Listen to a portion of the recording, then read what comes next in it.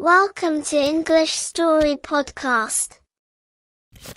So listen, today we're going to be looking at how to practice speaking English when you are alone at home. It's not so easy for many people, right? Because maybe you don't have any native English speakers in your city. Maybe there are no tourists that you can go and harass. Maybe there are no groups locally where you can go and chat and speak English.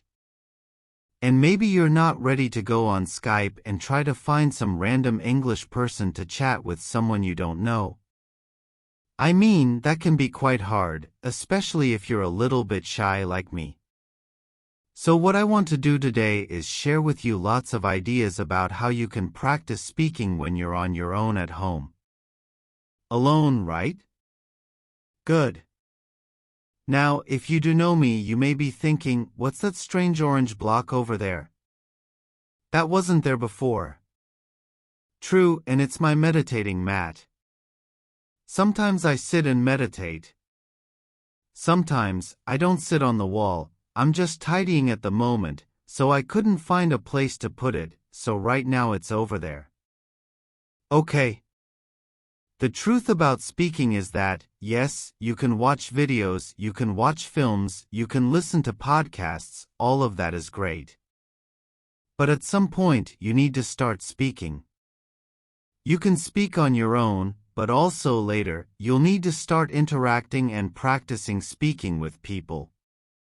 But that's not always easy to do. So right now, today, I'm going to focus on some really practical, simple activities you can do when you're on your own at home to start practicing. So, the first technique is called speak into the mirror, and this is really useful but really simple, right? It's easy because you can do this first thing in the morning when you're brushing your teeth. Or well, you can't speak and brush your teeth, but just before you brush your teeth and in the evening before going to bed when you wash your face. What do you mean you don't wash your face in the evening? Why not? My mother always told me, make sure you wash your face, clean behind your ears, wash your neck, scrub your neck. Yeah, wash your face before you go to bed. It takes all the dust and pollution off your face, apparently. Anyway, that's a great time that you can do it, and this is good because the key to learning and preparing for IELTS is habit. Right, and if you can attach your learning to an existing habit, like brushing your teeth or washing your face, then it makes it much easier.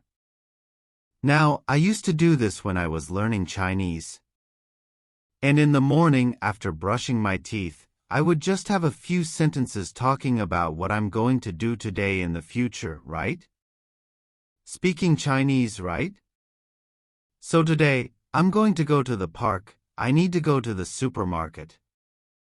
I'm going to buy some vegetables. I'm meeting Jack at 6 o'clock. I might go to the cinema, all in the future. Brilliant. And then at the end of the day, you can talk about what you did or what you have done, right? Today, I went to the park. I played football, I went shopping. In the end, I've done a lot, it has been a good day, right? Past tense, present perfect as well.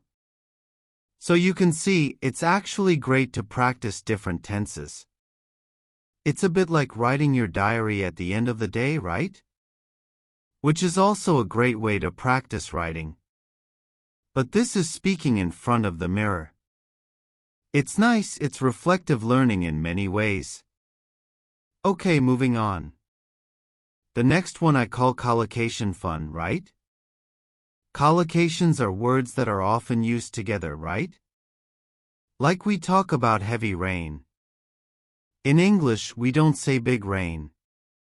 Today there's big rain. No, there is heavy rain. So these are cations. Collocation fun is where we're going to practice speaking using a very common teaching method. Really based on the task-based approach to teaching. And it's based on prepare, practice, present. So we'll be preparing the words, the collocations, practicing sentences, and then presenting a whole talk. Okay, now the reason I suggest doing this in front of the mirror is that actually there are great benefits of talking to a mirror. First of all, mirrors don't answer back like young children or wives. But apart from that, right, when you're speaking in the mirror, you can look at your mouth and you can see the kind of movements that you're making, which is great, right? It's useful for pronunciation. You can also check your body language. You may be surprised to see that you speak like that without ever moving your arms, or that you suddenly realize that I'm doing this all the time. That's fine, but being aware of your body language can be quite good. And also, you feel like you're talking to someone, right? Many people I know, and this happened to me, right? I practiced for a long time with a book, and when I went to speak to somebody in a foreign language, it was like a shock seeing this face in front of me. Oh my God! But practicing with a mirror, you got used to a face in front of you, right? So it does help. So let's look then: prepare, practice, and present. Preparing, what I suggest you do here is you take a topic, right? A recent topic we were studying in the live lessons was science, right? And then get some collocations. You can use your coursebook if you want. You can get onto the internet. You can go to my channel and watch other contents like How to Learn English, My Struggle to Learn English, and others, etc. This one called The Tales Universe, and in here, right, you have got free videos, lessons you can go through to the free video lessons, and there is a recent one on how to learn English. So you can just listen, right? Download the video. Yeah, we want to download that, and then find in there all the collocations. Look, you've got the notes here. And here you've got collocations. You've got idioms. You've got loads of stuff. And what I would do is I would take maybe 6 or 7 collocations or idioms like exact science, it's not rocket science, to be on the same wavelength. And that's the preparation, right? That's step 1. Step 2 is in front of the mirror. Just make a sentence with it, right? Exact science. Well, parenting, bringing up children is not an exact science. Cooking is not an exact science. Frying an egg, it's not rocket science. It's actually quite easy, right? And then I'm just practicing sentences here. And then in the end, after practice, present. I take one of the old Part 2 questions around science. Maybe something like, describe an area of science you're interested in, and then start to talk about it for maybe a minute and try, if possible, to use some of these phrases and sentences, right? So you may say something like this. Describe an area of science you're interested in. Well, okay, I guess an area I'm interested in actually is cooking, and I know it's not an exact science, but I guess it's a branch of science, a branch of food science, maybe, right? And I am interested in the science behind cooking. I think it's very interesting. I know with cooking, when you heat things up, they change, and when you mix different things like sugar and vinegar, you get different levels of acidity, and chemical reactions happen. So I think it's really interesting, right? I think chefs and scientists are really on the same wavelength because they're trying to experiment. Discover new things, whether it's cooking or new dishes, things like that. I know cooking isn't rocket science, but I am interested in how it works, and so yes, although it's not a hard science, I think it's an interesting area of science for me. So you can see what I'm doing really here is not giving a perfect part to answer. I'm just trying to activate and practice some of these expressions that I've been learning. And that's it, really. So that's it. It's great because that preparing the collocations, practicing the sentences, and then presenting a talk is a really tried and tested method. Do in front of the mirror. It's great. You get everything. You get the contact with somebody but you can see yourself. You can monitor yourself. It's really effective Katai and fun. Great. I want to go and do it. It sounds like so much fun. I'm going to do it again right now. I'll be back in a moment. And next up is practice with short audios. Now, I am a big fan of extensive listening, right? Listening to podcasts and films, that's great. But when it comes to speaking, I think short audios are much better. They are bite-sized chunks. They're easy to use. And your concentration is shorter for shorter periods of time. You can work with, for example, recorded P-sample answers. There are many websites that have those. Not written. It must be recorded, right? You want to listen and then speak. There's a tool that I've talked about in the past to many of the students here. It's called LinkU. And I like it because it's full of short audios that you can use to help start speaking. And it's free. I mean, there is a paid version, but you can get lots of stuff for free, which is great. Here, so let me show you first of all how that might work. So this is LinkU. Okay, I'm not going to explain how it works. You can find that out once you sign up for free. But basically there's a library. You choose your level here. So let's say I'm going to go A intermediate. And you can choose down here different audios to listen to. I've got one of my previous lessons here about sport that I will open up. And let me just show you briefly how it works. We'll just focus on the bit on the left. Okay, let's try. Hello, Steph. Hello, Steve. Nice to see you again. Nice to see you again. So what I want you to focus on first is, as you listen to the sentence, pick out the stressed words. Nice to see you. Nice see you. Like to chat a bit about your interest in sports. Chat interest sports. So I'm just repeating the stressed words. Chatto. Interest. Sports. Sure, you lived in Japan for quite a few years, I think. Lived Japan years, I think. Right, about 9 years and 9 years. Okay, so you can see I'm just doing the word stress. And also you can also pick out chunks or phrases that you like or that sound interesting. Years, and I think you lived in different cities.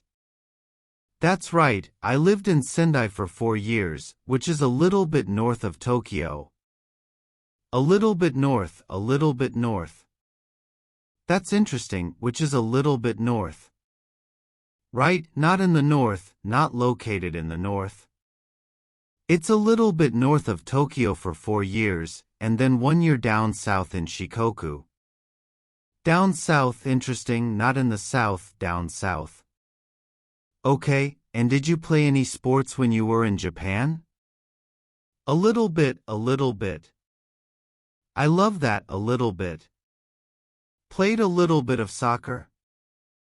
I played a little bit of soccer, a little bit of soccer. Isn't that great? So you can see I'm picking out either the stressed words or little phrases or chunks that I like. And this is really helping us listen and prepare for speaking. Next, what you'll do after you've finished, if you want, you can check the tape script as you listen again. That's fine, but at the end, what I would like you to try and do is try to repeat the audio or the lesson, giving a summary. So, repeating it with your words, not reading, not listening. In fact, you can just close that and focus on your own words. Right, oops, and then after you've done that and you've done a bit of practice, you could then try to retell the lesson or the story and record yourself. If you're not sure, you can use your mobile apps to record your voice.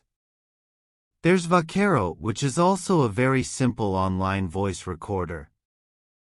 And recording yourself is great because it puts pressure on you, and that, my friend, is good. Also, you can then, once you've listened back, go and compare to the original lesson or story with the tape script and see if it's different. Did you make a mistake? Instead of saying a little bit of football, did you say a little bit football? Or did you use different collocations? Right, instead of individualized sports, did you say personal sports? Something different. That noticing again puts pressure on you, which is great, and it also helps you notice. Noticing language is a kind of feedback, which is essential to improve. So that's it. Practice with short audios, right? The next one is really fun, and it's about imitating your favorite English-speaking actor or actress. Okay, so here, when you watch a film in English, take some of the actors that you really like and pretend to be them. Right, so you're copying their body language, their gestures, their facial expressions, their accent, their voice, their words. You're copying everything. Why does this work? Because it's all about identity. A key part of language learning is your identity as an English speaker, and as students, we often have a mask, or we can create a mask that we hide behind when we speak a foreign language. And this can be very, very helpful to reduce anxiety or stress, especially if you're shy or you don't want to, you're embarrassed of mistakes, and of not speaking correctly. When you have this mask to hide behind, it doesn't matter because you're being somebody else, and it's great fun to do this with actors and actresses. Is that actress? Actresses that you like. Let me show you a very, very simple example. There's a great actor called Rowan Atkinson. You may know him for Mr. Bean, but he plays a myriad of characters. And one of the recent ones is Johnny English. Right, let's have a look at Johnny English. I'm not sure, let me clear up the uncertainty for you. You haven't. Right, so it's that, taking the character. Try and do the voice and the whole body, and you become that character, and you can do that when you're practicing speaking on your own. Right, you probably don't want to do it when you're out and about at the shops or speaking to foreign people. Hello. They'll think you're Johnny English, they think you're mad. But when you're having fun at home, it can be a great way to practice. So that's it, imitate your favorite English-speaking actor. The next one is to send audio messages. Right, now if you're using Facebook, WhatsApp, other social medias that have a chat facility. Often we send text messages, you probably send them in your own language, but you could think about sending them in English, right, and go a step further. Send an audio message rather than a written message, because that will be practicing your English. Okay, you can do this if you have some friends who maybe speak English or family members. You can have a bit of fun with them, practicing sending messages to each other in English or any other language. Right, I mean we do this, sometimes it can be quite fun to do. And the great thing about sending audio messages is, it's not like a live phone conversation where the pressure is there. You have time to prepare, to think about what you're going to say, to record it, and if you don't like it, delete it, record it again, but it doesn't have to be perfect, right? It's just about practice, not perfection, practice. So sending audio messages is a great way to do it. Next up, imitate the English foreigner. Now, I'm sure most people can imagine or know how English people speak your language, right? If you've got tourists or you've met people from other countries who speak your language, how do the English people speak your language? Right, take that sound, that accent, and start to use it. So for example, let's imagine I'm Spanish, right? And I'm thinking, so how do English people speak Spanish? Right, they don't speak perfectly, they speak with an English accent.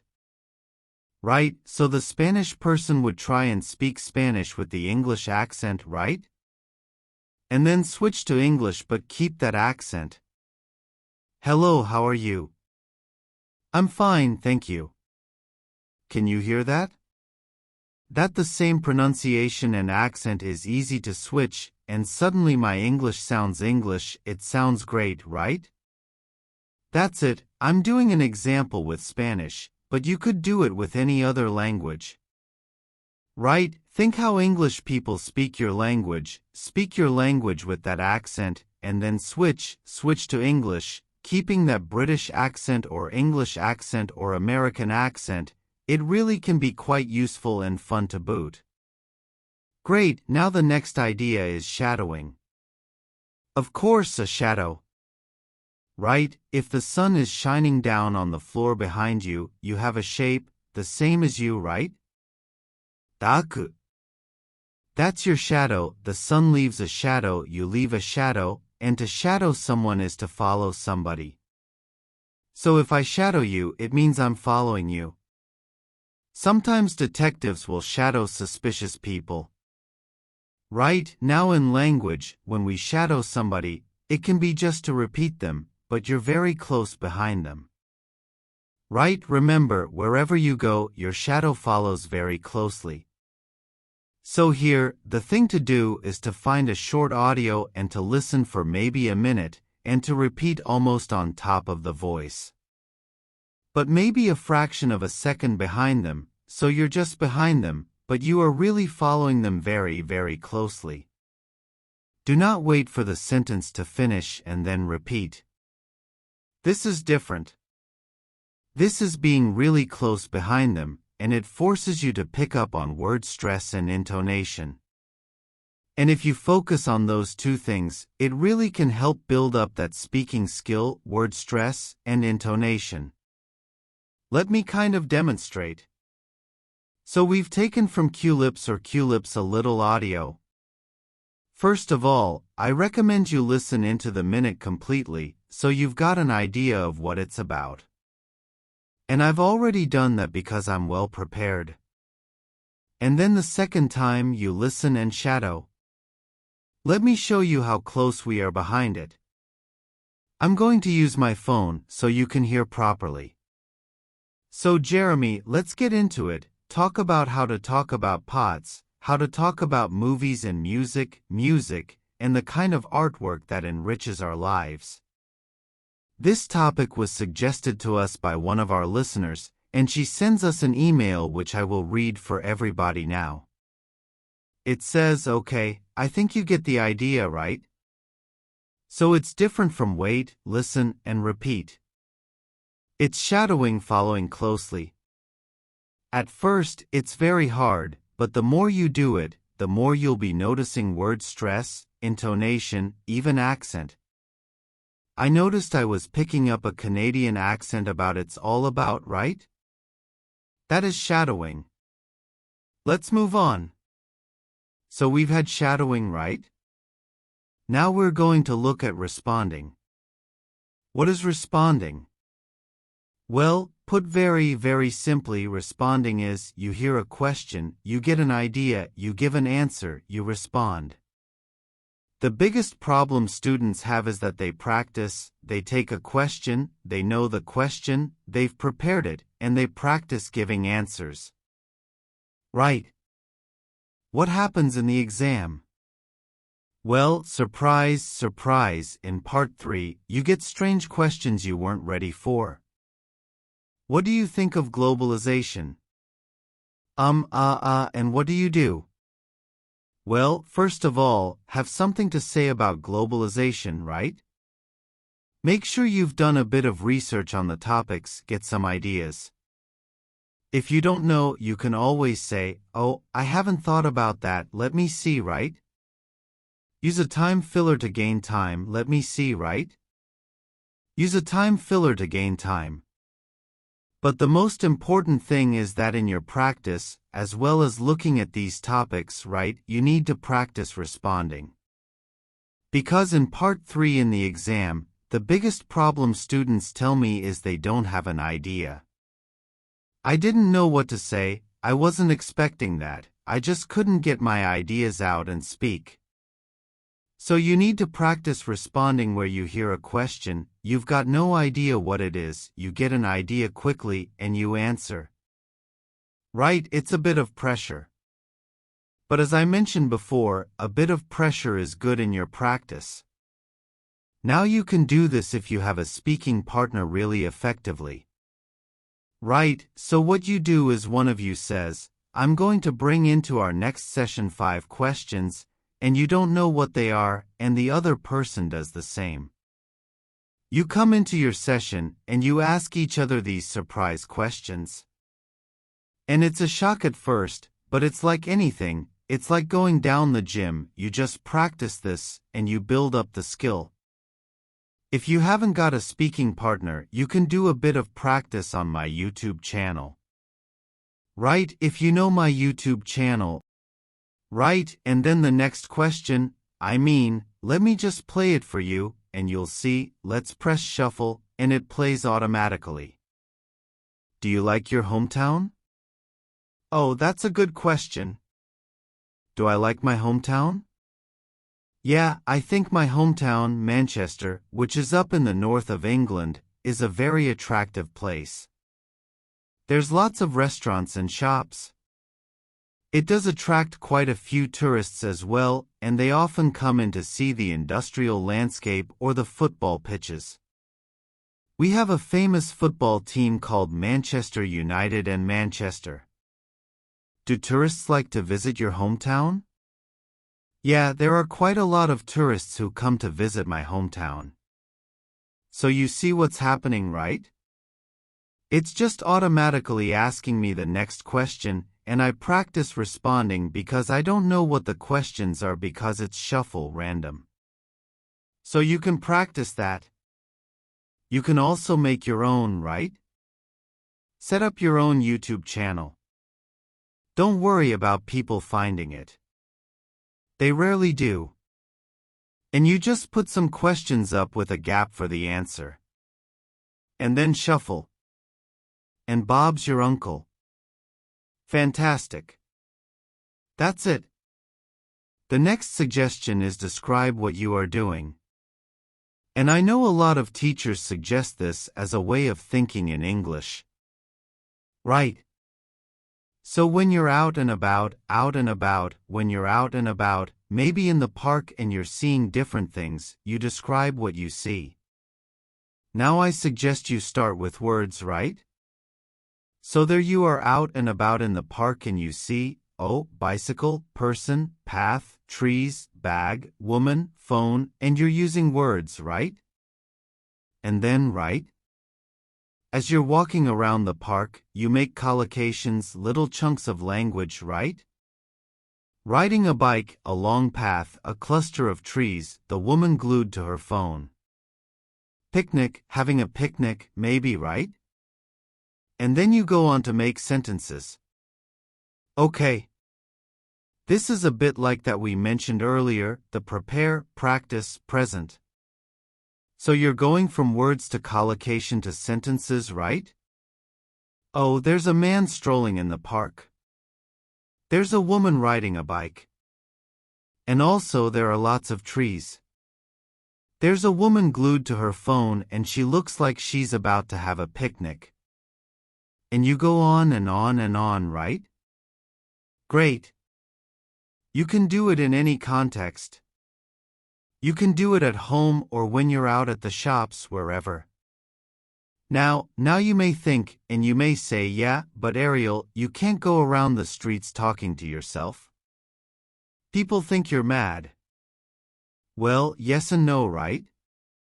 Nowadays, put these on, right? Nowadays, people walk around and they're on the phone and like, hello, yeah, John, yeah, I'm in the park actually. Yeah, it's lovely. There's a man strolling over there. There's a woman riding a bicycle. Yeah, I'm good. How are you? Right.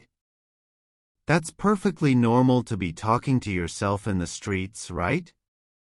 And if you're not comfortable with that, you can pretend that you're Johnny English, right? Pretend you're a spy. Hello. Yes, there's a man walking along a path. There's a woman riding a bicycle. And I think there's a woman glued to her phone and she's about to have a picnic.